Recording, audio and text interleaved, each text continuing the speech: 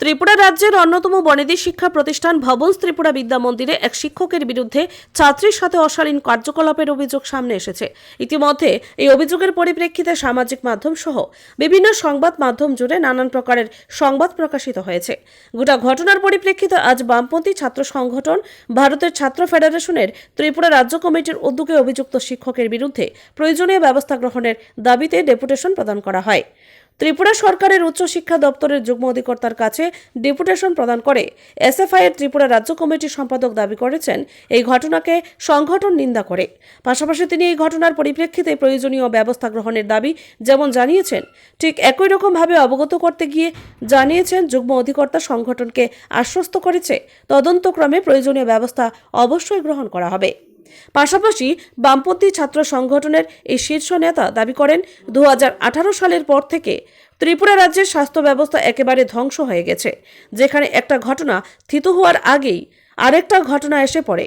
পাশাপাশি তিনি এটাও দাবি করেছেন রাজ্যের শিক্ষা ব্যবস্থার হাল নিয়ে গোটা রাজ্যের শুভবুদ্ধি সম্পন্ন মানুষের একাংশ বিচলিত। Bureau report, Tripura news Bangla.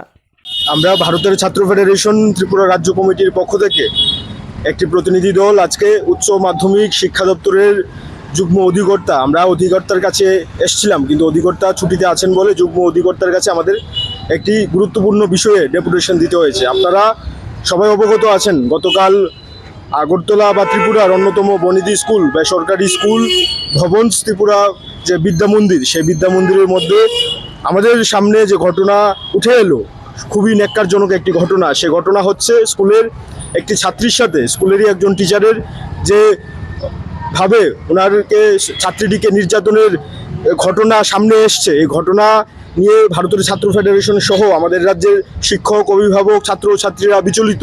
এবং আমরা মনে করি এই সময়ে আমাদের রাজ্যে বিশেষ করে 2018 সালের পর থেকে শিক্ষা ব্যবস্থার হাল হকিকাত একেবারে ভেঙে পড়েছে। শিক্ষা ব্যবস্থার সরকারি হোক বেসরকারি হোক, সব দিক দিয়ে শিক্ষা ব্যবস্থা তলানিতে ঠেকেছে। আমরা লক্ষ্য করছি সারা রাজ্যের মধ্যে শিক্ষা ব্যবস্থায় একটা ঘটনা থিতু হওয়ার আগেই আরেকটা ঘটনা চলে আসছে আমাদের সামনে।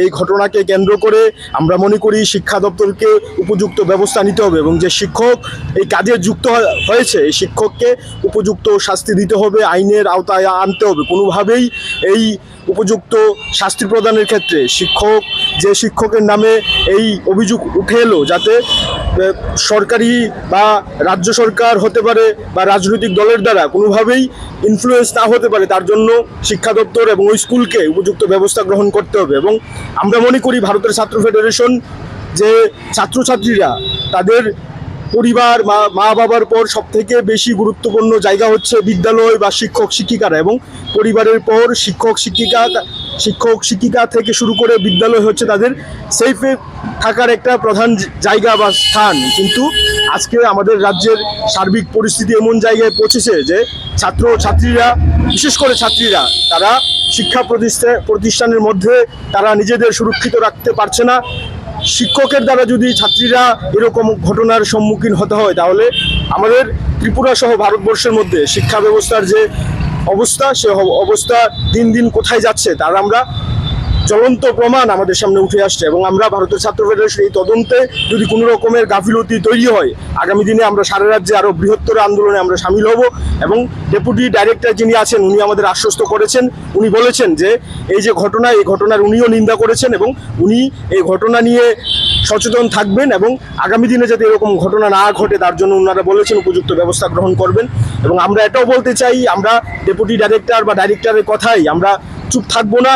যদি এই ঘটনা নিয়ে আগামী দিনে সুস্থ তদন্ত না হয়, ভারতের ছাত্র ফেডারেশন ছাত্র ছাত্রীদের একত্রিত করে মাঠে নামবে এবং মাঠে নেমেই আমাদের আন্দোলন সংগ্রাম আমরা জারি রাখবো। ছাত্রী বোনের পাশে ভারতের ছাত্র ফেডারেশন আছে এবং আগামী দিনেও এরকম ঘটনা যখনই সামনে আসবে, ভারতের ছাত্র ফেডারেশন প্রথমেই সামনের সারিতে দাঁড়িয়ে লড়াই করবে। এবং আপনাদের মাধ্যমে আমি আরও একটা কথা বলতে চাই, রাজ্যের ছাত্র ছাত্রীদের কাছে বার্তাটা ভারতের ছাত্র ফেডারেশনের পক্ষ থেকে আমরা রাখতে চাই যে ছাত্র ছাত্রীরা মাঠে নামুন, পথে নামুন। এইভাবে আপনাদের ভবিষ্যৎ আগামী প্রজন্মকে ধ্বংসের হাত থেকে রক্ষা করতে গেলে শুধুমাত্র ভারতের ছাত্র ফেডারেশনের যারা সমর্থক, যারা ছাত্র ফেডারেশনের মেম্বার, শুধু তাদের সমস্যা না, সার্বিকভাবে সারা রাজ্যের যে ছাত্রছাত্রীরা আছে তাদেরকে মাঠে নামতে হবে এবং এই দৈত্য সরকারের বিরুদ্ধে সকলকে একত্রিতভাবে মাঠে নেমে লড়াই সংগ্রামে তেজি করতে হবে।